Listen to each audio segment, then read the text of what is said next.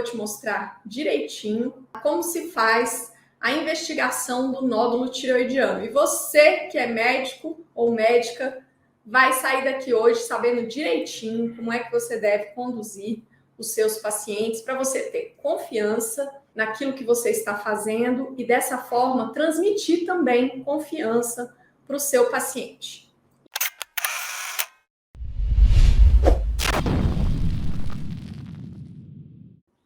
Olá, seja muito bem-vindo, bem-vinda a mais um episódio do Descomplicando a Endócrino. Bom, esse aqui é um programa feito para o médico que atua como clínico geral, que atua como médico de família, médico que atende pacientes com doenças endócrinas, se interessa, né, por atender melhor os seus pacientes, tem o desejo, né, de atender melhor os seus pacientes, se sentir mais seguro, mais preparado. Olha, se é esse o seu caso, você está no lugar certo, porque esse programa existe para você ver que é possível aprender endocrinologia de verdade, é possível aprender a conduzir os seus pacientes com diabetes, os seus pacientes com problemas na tireoide, o seu paciente com síndrome metabólica, com dislipidemia, e você pode sim aprender isso de um jeito simples. E isso pode mudar completamente a sua vida profissional. Bom, meu nome é Monalisa Azevedo, eu sou endocrinologista e eu ajudo qualquer médico a se tornar endocrinologista, mesmo sem ter feito residência médica. E o tema de hoje aqui no Descomplicando olha, assista esse vídeo antes de atender pacientes com nódulo tireoidiano. Então, se você ainda não está inscrito, inscreva-se no nosso canal do YouTube. E já deixa o like e compartilha esse vídeo se você está aqui no Instagram ou se você está aqui no YouTube, porque isso faz com que as mídias sociais percebam que esse assunto aqui é relevante. E assim, elas distribuem esse e outros vídeos meus, não só para você, mas também para outros colegas que precisam saber tudo o que eu vou falar aqui hoje. Hoje a gente vai falar de nódulo tireoidiano. Então, você, colega médico, você que atende em programa de saúde da família, você que trabalha como clínico, você que é ginecologista, que trabalha com medicina do esporte, você que é cardiologista, reumato, com certeza você vê pacientes chegando aí com nódulos tireoidianos. E se isso te traz insegurança na hora da abordagem, você está no lugar certo, que aqui você vai ver o jeito certo de abordar esses pacientes. Então, é sobre isso que a gente vai falar hoje. Eu vou te mostrar direitinho como se faz a investigação do nódulo tireoidiano. E você que é médico ou médica vai sair daqui hoje sabendo direitinho como é que você deve conduzir os seus pacientes para você ter confiança naquilo que você está fazendo e dessa forma transmitir também confiança para o seu paciente. Então, em outras palavras, o que eu vou falar aqui hoje é para você aplicar na sua prática diária, no seu dia a dia.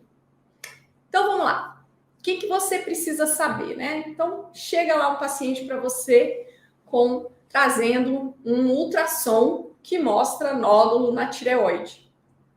Olha, gente, primeira coisa que você precisa ter em mente é o seguinte, é que o exame de ultrassom, ele é um exame dinâmico, né? E ele é operador dependente. Então, isso significa que a qualidade, né, da avaliação, ela tem tudo a ver com a forma como o exame é feito, com a habilidade do profissional que faz. E aí, para que você tenha melhor capacidade de interpretar o resultado de um ultrassom, é importante que você saiba exatamente, né, como que o exame, como que se interpreta as imagens que são visualizadas ali no exame de ultrassom, né? Então, a gente vai falar sobre isso aqui. Para que, quando você receber um paciente, né, que traz um ultrassom mostrando nódulos na tireoide, para que você pare de fazer uma coisa que não é a melhor coisa para você fazer pelo seu paciente, que é o quê? Bater o olho no... você abre lá a capinha, né, do ultrassom, e aí você abre a capinha e vai direto na conclusão. Gente, olha, isso é uma coisa que, assim, essa não é a melhor forma de você conduzir o seu paciente, porque dessa forma você tá o quê? Você está confiando cegamente na conclusão que o profissional que fez o ultrassom está tirando. E nem sempre essa conclusão vai ser a mais próxima da verdade, né, para aquele paciente. Então, o negócio é o seguinte, você pegou um resultado de ultrassom, você tem que realmente saber, né, como é que se lê esse resultado, o que é avaliado, né, num ultrassom quando o paciente tem um nódulo na tireoide. Primeira coisa é isso. Então, vamos fazer direito. Se essa live existe para você entender bem e saber como é que se aborda as doenças endócrinas que aparecem no seu dia a dia, da forma correta, para que você possa fazer o melhor para o seu paciente, então é isso que a gente vai fazer aqui. Então, no caso do nódulo tireoidiano, para que você faça a melhor abordagem para o seu paciente, você precisa saber interpretar esse tal desse ultrassom, ler o resultado do ultrassom e realmente entender, né, o que as coisas significam para que você possa se aproximar da verdade do diagnóstico que aquele paciente tem. Beleza? Então, vamos lá. Olha, quando o paciente tem nódulo na tireoide, a nossa preocupação principal é descartar a possibilidade de malignidade, né? Porque, assim, um nódulo tireoidiano benigno é algo que pode ser unicamente acompanhado, né? Que muitas vezes não vai requerer nenhum tratamento específico.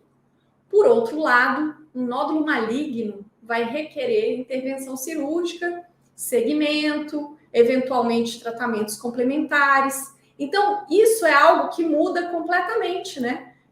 A gente tem dois caminhos distintos de acordo com essa resposta, se o paciente tem um nódulo tireoidiano benigno ou se ele tem um nódulo tireoidiano maligno.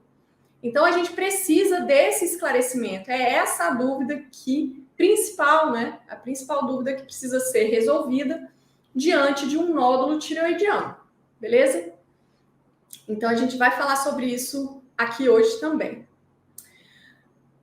Um outro aspecto que é muito importante é o seguinte, olha, é super comum, né? Super comum você receber um paciente que traz um ultrassom. Nem sempre foi você que pediu esse ultrassom da tireoide, né? Às vezes foi você que pediu, mas algumas vezes o paciente já chega com um ultrassom nas mãos. E aí, olha, como que você vai olhar? Aí chega lá esse exame e quando você vai ver, o paciente não tem um nódulo na tireoide, não. Ele tem 2, 3, 4, 5 nódulos na tireoide, às vezes até mais. Olha, a investigação e o risco de malignidade é independente para cada nódulo. Então, se o paciente tiver um nódulo, você vai ter que analisar para responder essa pergunta, se esse nódulo é maligno ou benigno, para esse único nódulo. Mas se o paciente tiver 5 nódulos, 10 nódulos, você vai precisar responder a essa pergunta, você vai ter esse questionamento, será que o nódulo é maligno? Você vai ter esse questionamento para cada um dos nódulos. e a resposta vai ser individual para cada um deles. Ah, meu Deus, é isso mesmo? É isso mesmo. Você vai ter esse trabalho, sim, se você quiser fazer, né, a conduta mais adequada para o seu paciente, você vai fazer dessa forma, né? Bom, beleza. Então, vamos lá. E como é que a gente analisa os nódulos tireoidianos para essa suspeita de malignidade no ultrassom? Olha, existem características, né, do nódulo tireoidiano na imagem ultrassonográfica que vão nos ajudar a responder a essa pergunta, se o nódulo é benigno ou se ele é maligno. E aí, essas características, mais recentemente, né, nos últimos anos, a gente tem utilizado uma classificação que engloba essas características que são sabidamente relacionadas a maior risco de malignidade ou menor risco, né? Elas foram englobadas em uma classificação e a gente vem utilizando nos últimos anos essa classificação para nos guiar em termos de responder essa pergunta, né? Se o nódulo é maligno ou não. E que classificação é essa? Então, a gente já passou por várias situações ao longo dos anos aí na medicina, na endocrinologia, e o fato é que hoje, nos dias atuais, a gente vem usando a chamada classificação TIRADS, né? Que foi uma classificação que foi proposta pelo Colégio Americano de Radiologistas, né? E que reúne as características do nódulo tireoidiano para dizer se o nódulo tem suspeita de ser maligno ou se o nódulo pode ser considerado benigno. Beleza? Muito bem. Então, para a gente falar sobre esses aspectos todos, né, que eu comentei, para que você possa receber o exame lá, a ultrassom na sua mão, você poder ler e falar, não, isso aqui, você poder ler o exame e ter a habilidade de concluir, né, o que precisa ser feito para o seu paciente. Então é o seguinte, eu vou compartilhar minha tela com você para te mostrar como que essa história funciona na prática, né? Como que é isso verdadeiramente ali na prática. Então, peraí que eu vou compartilhar a tela.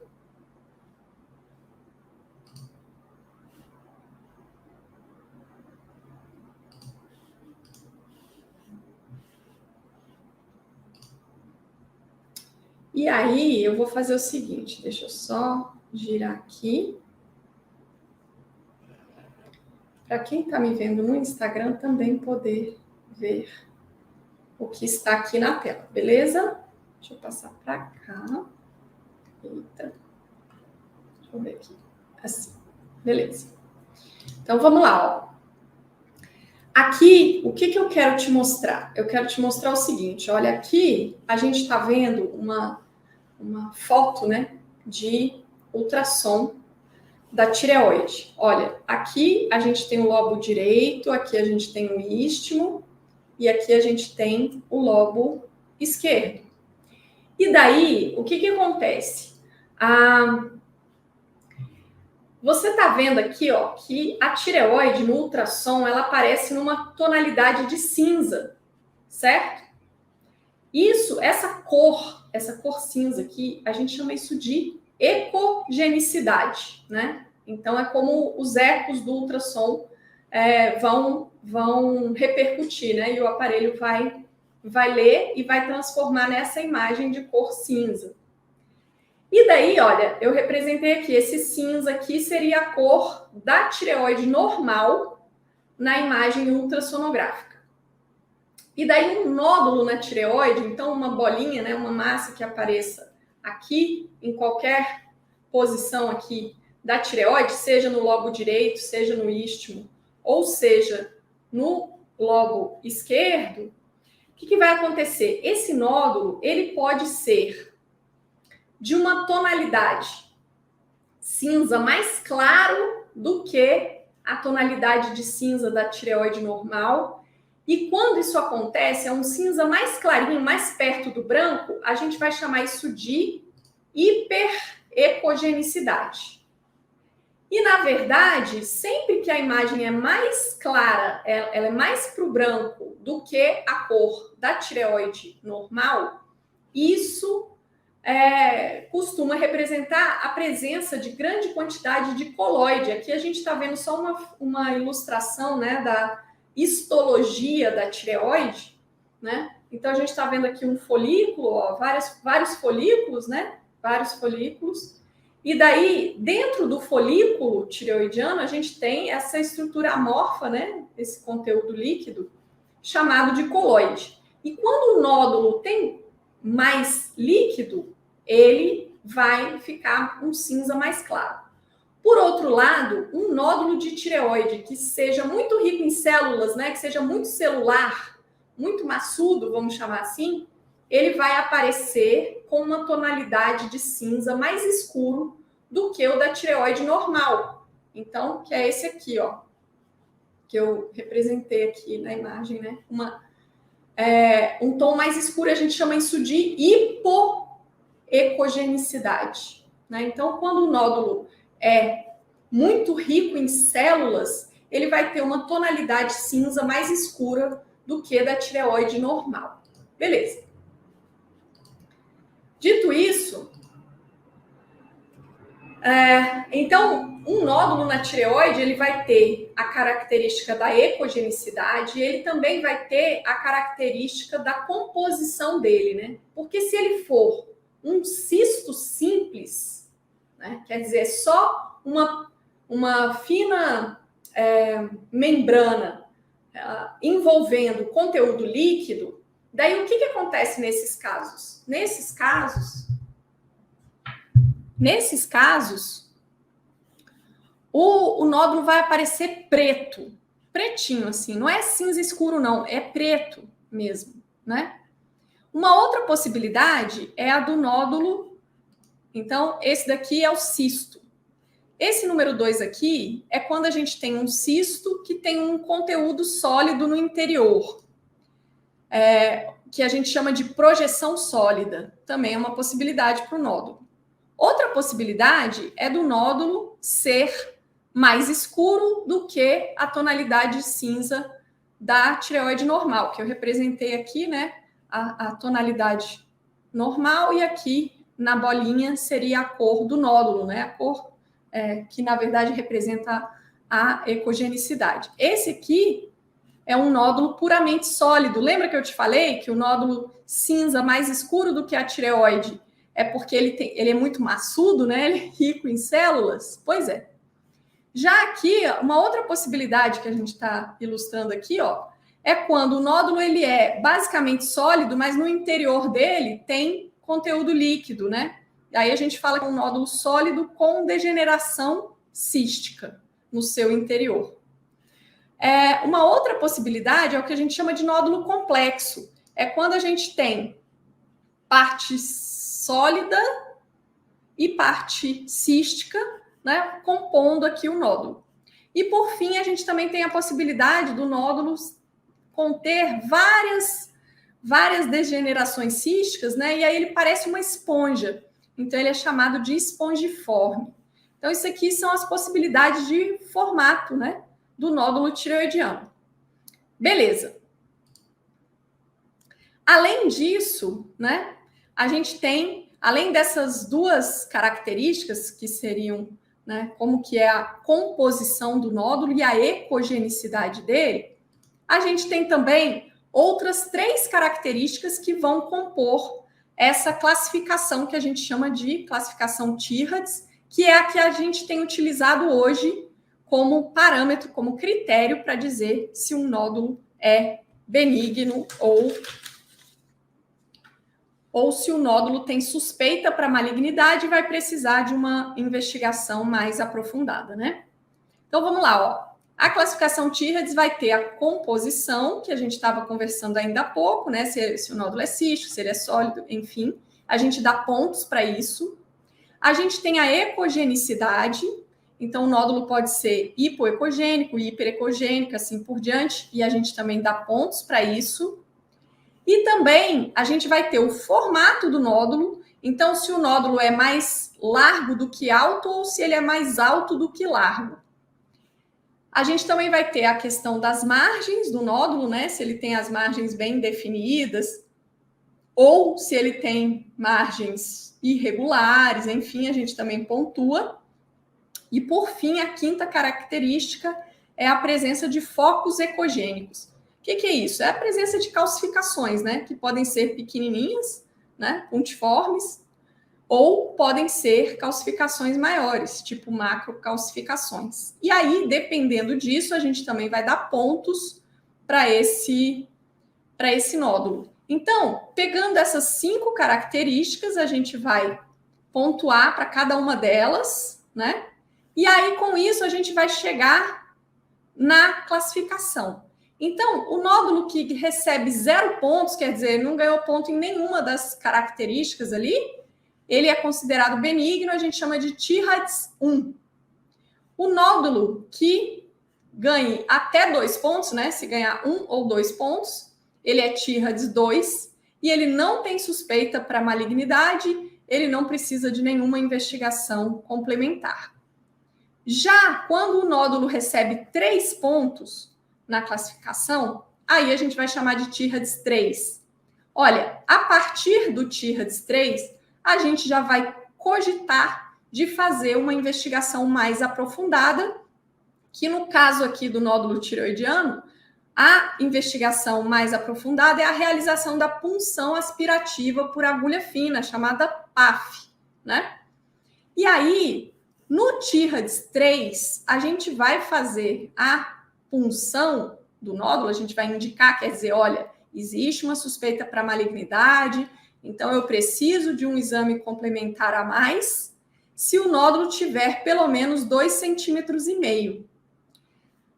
Já quando o nódulo recebe de 4 a 6 pontos na classificação aqui, a gente vai chamar isso de Tyrreds 4, e o nódulo vai merecer ser puncionado a partir de 1,5 cm. E por fim, se o nódulo tiver de 7 pontos para cima, aí a gente vai considerar altamente suspeito para malignidade e a partir de 1 centímetro a gente já vai indicar a PAF. Bom, beleza. Dito isso, olha só, resumindo aqui a história, né? Deixa eu só voltar aqui. Beleza. Então, resumindo a história, essa classificação requer que você analise 5 características do nódulo, né? Então, a composição, né? Se ele é sólido, se ele é cístico, se ele é, enfim.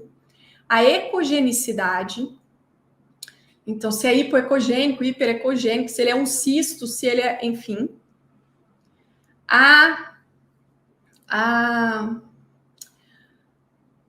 O formato dele, se ele é mais largo do que alto ou se ele é mais alto do que largo.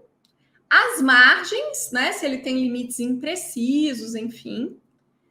E, por fim, o quinto parâmetro, que é a presença de focos ecogênicos, ou seja, a presença de calcificações no interior do nódulo. E daí, analisando essas 5 características, você chega em uma classificação Tyrreds que vai de 1 a 5. E daí, a partir disso, você vai olhar também para o tamanho do nódulo. Então, se o nódulo for Tyrreds 1 ou Tyrreds 2, independente do tamanho, você já sabe que esse nódulo não requer investigação complementar, só o ultrassom já te basta para dizer que não há suspeição de malignidade. Porém, se o nódulo for Tyrreds 3, 4 ou 5, você olha para o tamanho dele. E aí, no Tyrreds 3, a partir de 2,5 cm, é necessário complementar a investigação com uma punção, porque já existe alguma suspeição de malignidade. No TIRADS 4, como essa suspeição para malignidade já aumenta um pouco, então, a partir de 1,5 cm no maior diâmetro, o nódulo já vai merecer punção. E, por fim, no TIRADS 5, né, que é aquele que tem pelo menos 7 pontos lá nas características, né, das 5 características que a gente avalia, no TIRADS 5, a partir de 1 centímetro, o nódulo já merece uma punção aspirativa, né, que é a forma de investigação complementar ao ultrassom. E daí, então, o que acontece? Você vai precisar fazer isso para cada um dos nódulos que o paciente tiver. Então, se o paciente tiver um único nódulo, você olha essas 5 características, define o TIRADS dele e olha para o tamanho dele, né? E daí, se o paciente tiver 7 nódulos, é 1 por 1 que você vai nessa. Ah, esse aqui é TIRADS 1, aquele ali é TIRADS 2, esse é TIRADS 1 também. Muitas vezes você encontra isso. Você encontra um laudo de ultrassom que tem múltiplos nódulos, todos vão cair ali em TIRADS 1 ou 2. Nesses casos, nenhum dos nódulos vai merecer nenhuma investigação complementar. Você já se satisfaz com o ultrassom. Fala assim, não, esse ultrassom aqui já me basta para eu considerar que os nódulos, os 7 nódulos que a minha paciente tem, são todos nódulos sem suspeição para malignidade, portanto, não há necessidade de complementar a investigação com punção. Por outro lado, se você tiver nódulos a partir de TIRADS 3, verifique o tamanho, né, o maior diâmetro do nódulo, para ver cada um deles, né, se vai merecer ou não investigação complementar com punção. Né, punção aspirativa por agulha fina ou PAF, né? Que a gente costuma usar esse termo aí no dia a dia, a gente chama de PAF, que seria a sigla PAAF, né? Seria PAAF, na verdade. Que seria a punção aspirativa por agulha fina. Que daí vai ser o exame que vai, então, esclarecer definitivamente. Então, quando o ultrassom traz uma suspeição, né, para malignidade, é necessário complementar a investigação com a PAF. Então, uma imagem ultrassonográfica suspeita para malignidade não é indicação de tratamento cirúrgico. Certo? Isso é uma coisa importante também. Tem gente que às vezes, né? Nós médicos somos assim, né? Um pouco ansiosos. E tem gente que pensa, nossa, olha só esse nódulo no ultrassom. Gente, o TIRADS 5, sabe? Tem 8 características, 8 pontos aqui dentro das características ultrassonográficas, né? Da classificação.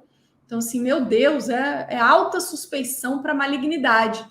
Ok, mas isso só significa que esse nódulo precisa da PAF. Isso não é indicação para tratamento cirúrgico. Aí a gente parte para a punção, porque a PAF ela é um exame que traz uma informação citológica. Então, ela dá um passo além, né, nessa investigação antes de você mandar o paciente para uma intervenção cirúrgica.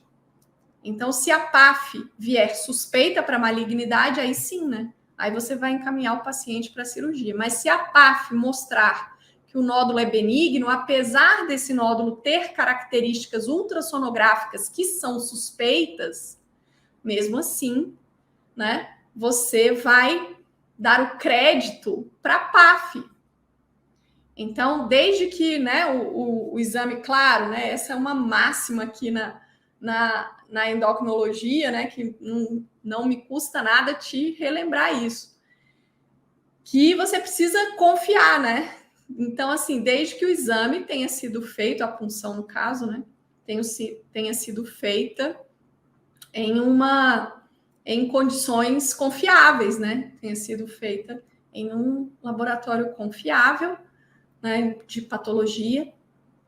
Aí você pode sim e deve, né, dar o crédito à punção. Então, a punção veio como benigna, então você não precisa indicar a cirurgia, né? Quando a suspeição para malignidade é muito grande, ou quando ao longo do segmento, né, se a punção veio compatível com doença benigna e no segmento, o ultrassom que você faz 6 a 12 meses depois, aquele nódulo muda as características, né, ultrassonográficas e ele se torna mais suspeito ou ele cresce significativamente, daí você pode precisar de uma segunda punção, né, de uma segunda PAF.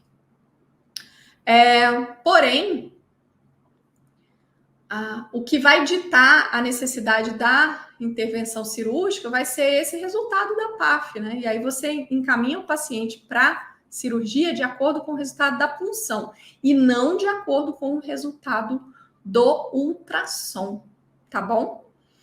Outra coisa que é importante dizer é o seguinte, é que quando a gente faz essa análise, né, essa avaliação para indicar ou não uma punção, uma PAF, a gente, na verdade, essa classificação ela leva em consideração 5 critérios. Então, a gente não interpreta o ultrassom só por causa de um critério. Tipo assim, esse nódulo aqui é hipoecogênico, então ele tem que ir para a punção. Ou então, esse nódulo aqui ele tem vascularização central, por isso ele tem que ir para a punção. Ou então, esse nódulo tem calcificações e por isso ele vai... Não, a gente utiliza o conjunto, né, das características. Tanto é que a classificação Tyrrades, ela veio justamente para trazer uma uniformidade nessa interpretação das características ultrassonográficas.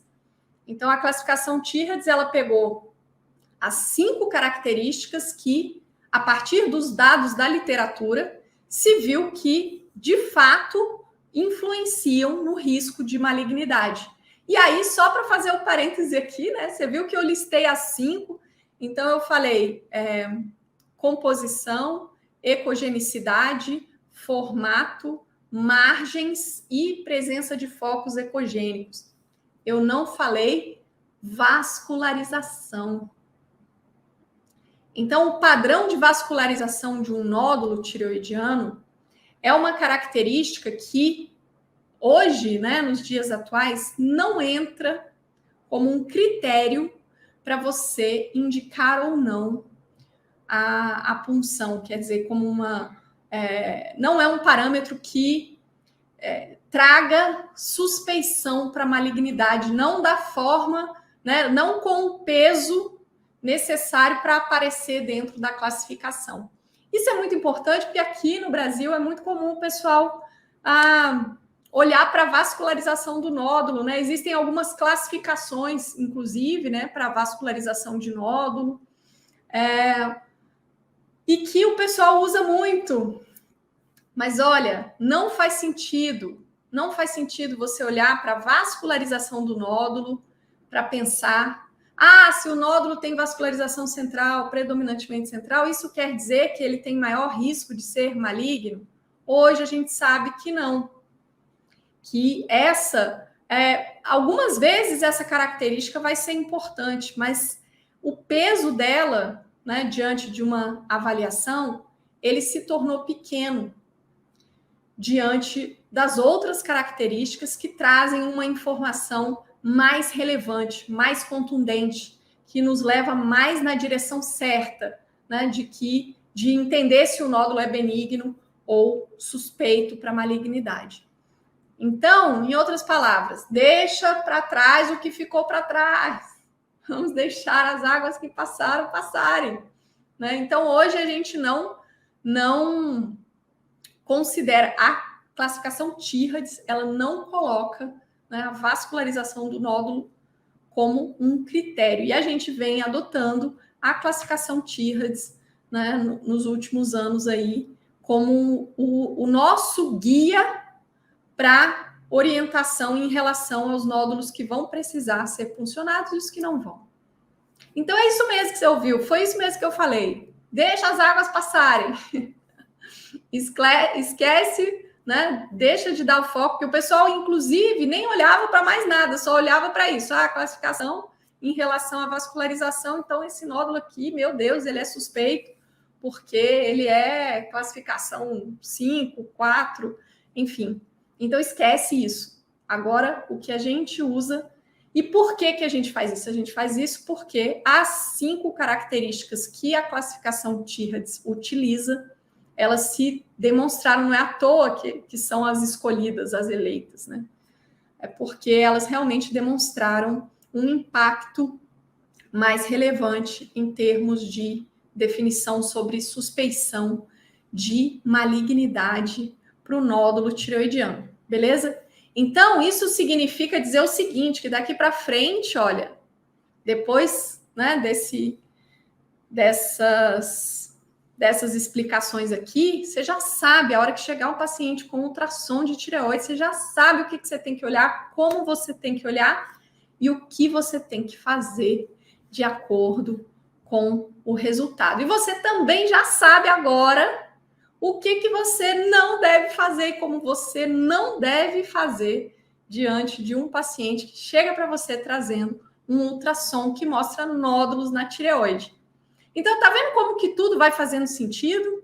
E como que tudo isso se aplica na sua prática diária? Pois é. E olha, eu, por fim, quero te dizer que entender isso daqui, de quebra, ainda vai te conduzir passos adiante no caminho para você se tornar especialista.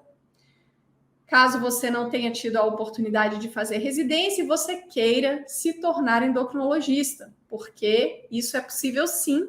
Você pode se tornar endocrinologista, mesmo sem ter feito residência, através da submissão à prova de título de especialista em endocrinologia. Mas é claro que só se submeter à prova não vai te tornar especialista. Para você se tornar endocrinologista, você vai precisar ser aprovado nessa prova. E aí, os conhecimentos que você precisa ter é sobre isso que a gente fala aqui. Aqui a gente descomplica a endócrino. Então, descomplica para você atender os seus pacientes melhor na sua prática diária, seja porque você está num caminho e pensa em se tornar endocrinologista, ou seja porque você simplesmente quer atender melhor os pacientes que chegam para você. E a gente sabe que algumas doenças endócrinas, né, as doenças na tireoide, o diabetes, a dislipidemia, a obesidade, né, a síndrome metabólica, são condições extremamente frequentes e que estão no dia a dia do médico generalista, do médico que trabalha com saúde da família, do médico que trabalha no Mais Médicos, enfim, do médico de outras especialidades, né? Então, é isso aí. Aqui é o seguinte, a gente está aqui para isso, para descomplicar a endocrinologia. E se você gostou desse vídeo, deixe seu like, compartilhe com o maior número de colegas possível, tá bom? Se você tem dúvidas, comentários, sugestões, não deixe de postar aqui embaixo. E, por fim, eu quero te dizer que na semana que vem tem mais. Isso porque toda segunda-feira, às 18 horas, a gente tem um encontro marcado por aqui. Então, é isso aí. Esse foi mais um episódio do Descomplicando a Endócrino. Um beijo grande e eu te vejo na próxima.